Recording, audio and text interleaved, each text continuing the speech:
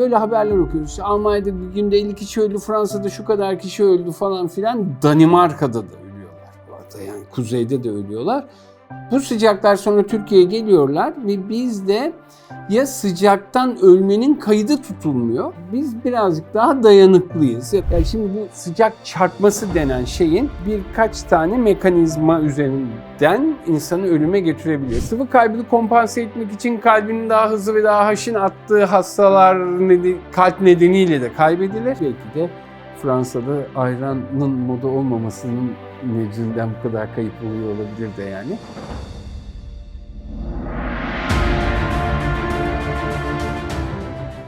Hocam insan sıcaktan ölür mü? Ya ben de bilmiyorum ölür mü diye doğrusu ama ölüyorlar. Nasıl ölüyorlar? Nasıl öldüklerini anlatayım. Ama beni şaşırtan bir şey var. Her sene, bu sene muhtemelen çok daha fazla olacak. Böyle haberler okuyoruz. İşte Almanya'da bir günde 50 kişi öldü, Fransa'da şu kadar kişi öldü falan filan. Danimarka'da da ölüyorlar bu arada, yani kuzeyde de ölüyorlar.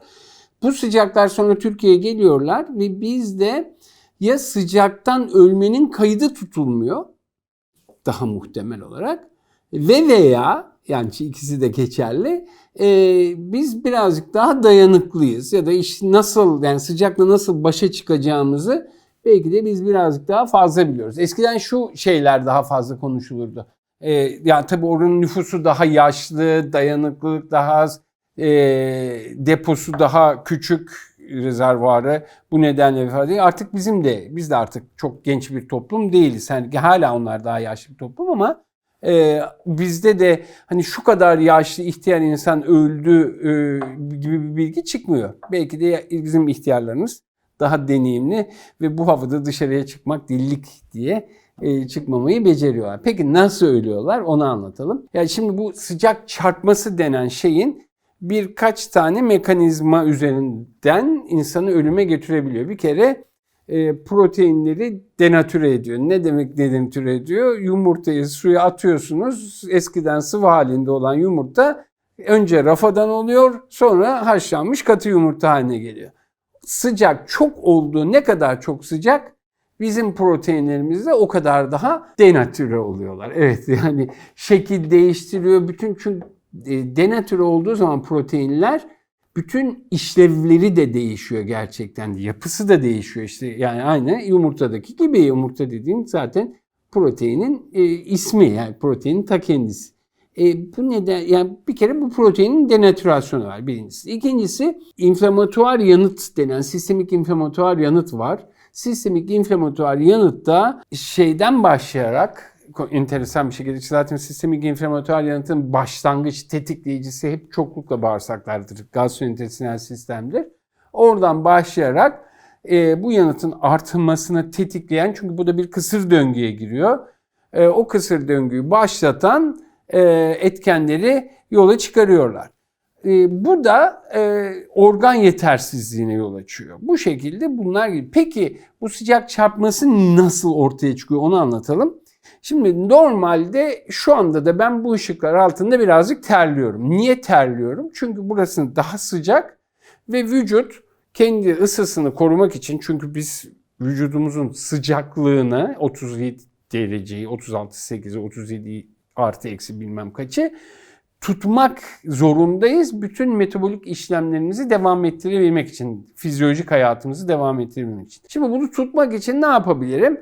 Ortam daha sıcak. Eğer hiçbir tedbir almazsam vücudumun sıcaklığı da artacak. O halde ne yapayım? Uçlardaki ısı kaybını arttırayım. Nasıl arttırabilirim? Oraya giden damarları genişleteyim.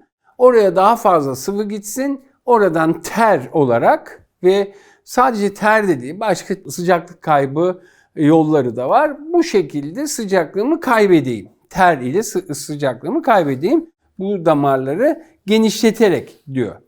Şimdi ama tabii bunun ikinci aşamasında bu sıvıyı kaybediyorum. Sıvıyı düşündüğümden çok daha fazla kaybediyorum. Tekrar söylüyorum, terle kaybetmiyorum. Buharlaşarak da kaybediyorum. Vücudumdan sıvı kaybediyor. Bütün bunlar etraftaki, uçlardaki damarlarım geniş kalsın ve ısı kaybını sağlayın. Isıyı kaybedeyim derken aslında belki de çok istemeden sıvıyı da kaybediyorum. Şimdi sıvıyı kaybettiğim zaman bu sefer daha önceki monitorizasyon videosunda birazcık konuşmuştum. Kalp damar sistemim, özellikle dolaşım sistemimde bir alarm ortaya çıkıyor. Sıvı azaldı diye. Sıvı azaldığı zaman sıvıyı ben ne için kullanıyorum? Kan da bir sıvı, içinde eritrositler var ama sıvı bunun taşıyıcısı. Yani oksijenin taşıyıcısı da sıvı ve üstelik de bütün sıvının vücuttaki kompartmanlar arasında da bir denge var.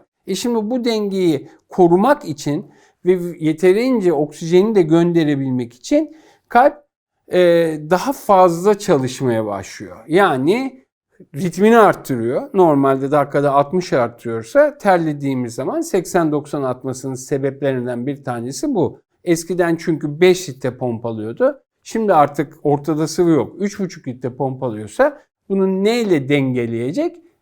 Hızı arttırayım diye dengeleyecek. Başka dengeleme yöntemleri de var.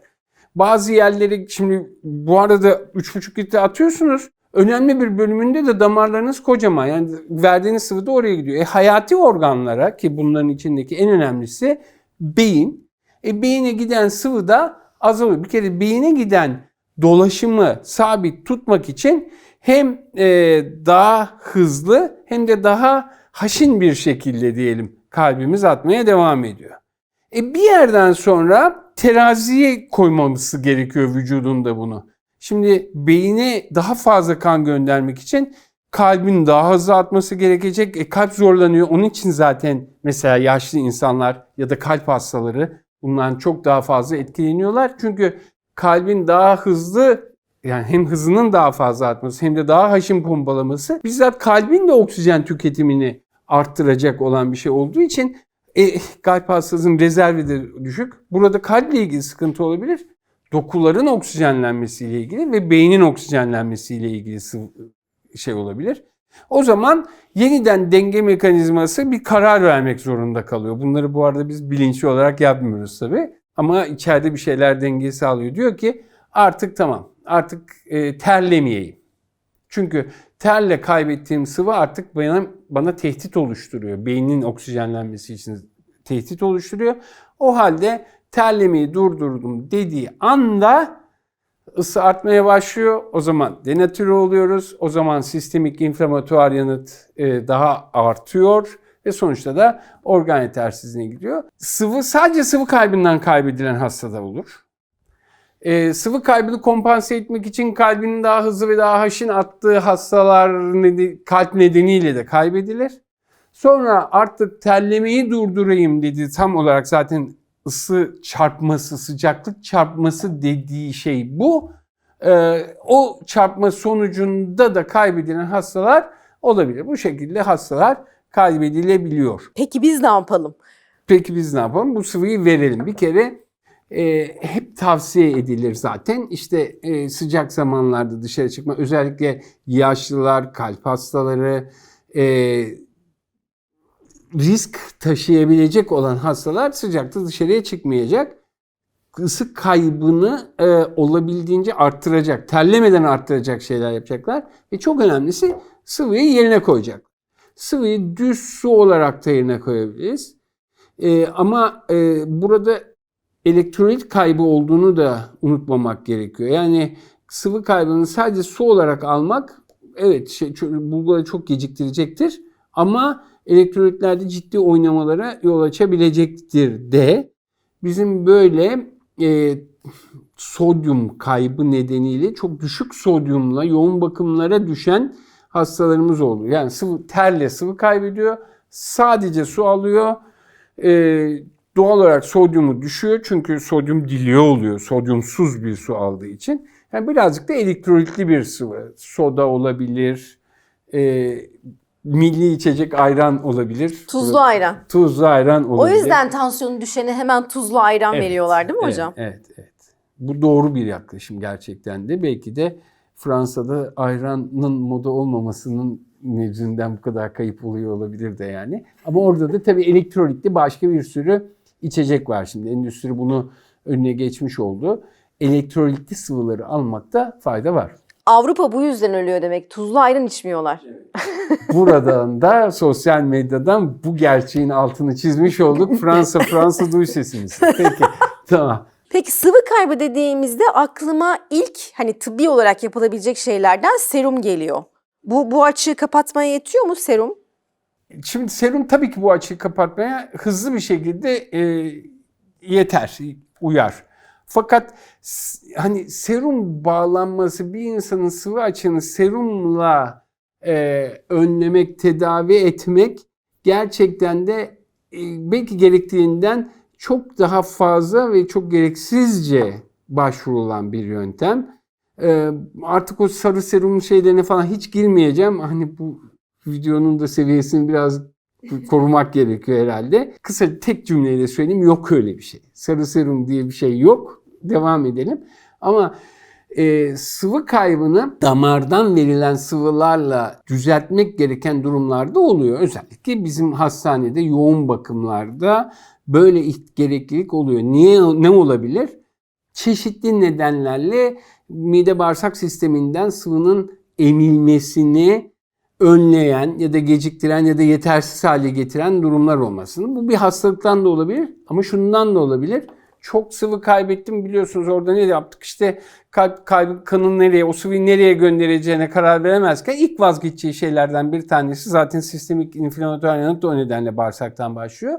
Mide bağırsak sistemi. Şimdi mideye olan dolaşım, mide bağırsak sistemine olan dolaşım azaldığı zaman doğal olarak oradan emilme de bozulacaktır. Bu nedenle de bu durumlarda ancak sıvı damardan vermek mantıklı olabilir. Öbür türlü böyle bir dert yoksa, artık evinize gelmişseniz, başım ağrıyor artık. Başım ağrıyor. Tabii sıcak çarpmasının önemli. Çünkü damar daralması, damar genişlemesi dedik. O baş ağrısı tamamen damarların çapının normal halinden farklı olması nedeniyle baş ağrısı hissediyoruz. O bize önemli bir alarm yani. Başımızın dönmesi.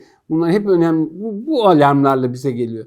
Burada serumla hiçbir ek avantaj edinmeyeceğimizi burada söyleyelim. Normal ayranımız, zaten intravenöz damardan ayran uygulaması da henüz keşfedilmedi.